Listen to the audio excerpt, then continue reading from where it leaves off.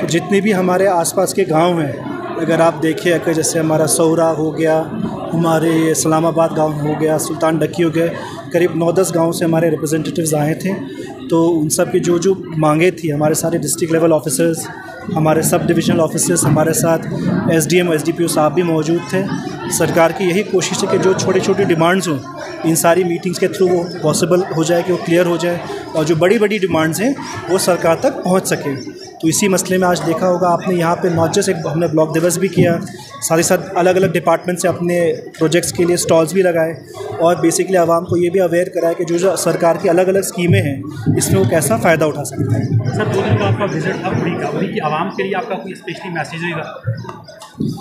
मेरा आपसे वही मैसेज आएगा कि देखिए, आपके हम बहुत ही लकी हैं कि हमारे स्पेशली एसडीएम साहब, एसडीपीओ साहब बड़े एक्टिव ऑफिसर्स हैं, रेगुलरली एरियाज़ में जाते हैं, कोई भी इशू आता है इनके नॉलेज में लाए।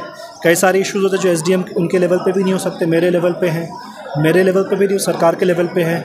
पर हमारी पूरी कोशिश है कि जो आवाम की दिक्कतें हैं, जैसे आपने देखा जो सहूरा के इलाका का इशू था, तो हम कोशिश करेंगे, क्योंकि ऐसा गाँव है जहाँ पर अभी तक सड़क नहीं पहुँची है। ऑनरेबल एलजी साहब की भी डायरेक्शन है, सीएस साहब की भी डायरेक्शन है कि पहली सरकार की प्रायोरिटी होनी चाहिए कि इन गाँव तक सड़क पहुंचानी चाहिए, क्योंकि जैसे ही सड़क पहुंचेगी जो बाकी डेवलपमेंट है उसके बाद वहाँ पहुंचेगी। तो बेसिकली जो 2 दिन का दौरा था कि जो हमारे रिमोट एरियाज़ हैं, जैसे हम लोग नामला गए, हम लोग ग्वालता गए, तो इन एरियाज़ में जाके इनसे हमारे विलेजर्स हैं, जो हमारी आवाम है वहाँ पे, उनसे फीडबैक लेने का।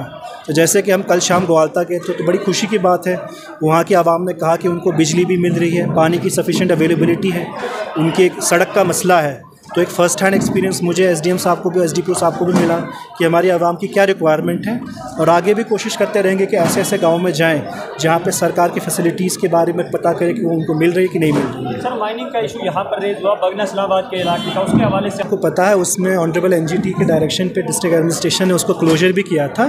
हाउएवर कुछ लोग हैं जो माइनर्स हैं, जो ऑनरेबल कोर्ट के पास गए थे और ऑनरेबल कोर्ट से स्टे लाया है। तो जो हमारा फॉरेस्ट डिपार्टमेंट है और माइनिंग डिपार्टमेंट है, उस स्टे को चैलेंज कर रहा है। जैसा ही स्टे ओवर होगा उसको फिर से बंद किया जाएगा। इसके अलावा जो बोनियार का मसला आपने कहा, जहाँ बार बार रेगुलरली फायर इंसिडेंट्स होते हैं, वहाँ पे कल मैंने और तहसीलदार साहब ने भी विज़िट किया। जल्दी ही सरकार वहाँ पे, हम कोशिश कर रहे हैं कि वहाँ पे एक टेम्पोररी फायर स्टेशन, एटलीस्ट एक फायर टेंडर वहाँ पे स्टेशन हो जाए, सो दैट बार बार जो ये फायर इंसिडेंट्स हो रहे हैं वहाँ पे वो ना हो। साथ ही साथ एसडीएम साहब भी एक कमेटी बना रहे हैं कि एक एग्जामिन करने के लिए क्यों इतने सारे फायर इंसिडेंट्स बोनियार में हो रहे हैं। तो ये इशू मैंने प्रिंसिपल सेक्रेटरी होम साहब के साथ भी रेज़ किया है, डिफकॉम साहब के साथ भी रेज़ किया है। मैं बहुत शुक्रगुजार हूँ दोनों अफसरों का, उन्होंने अश्योरेंस दी है कि जल्द से जल्द एक टेम्पोररी फायर स्टेशन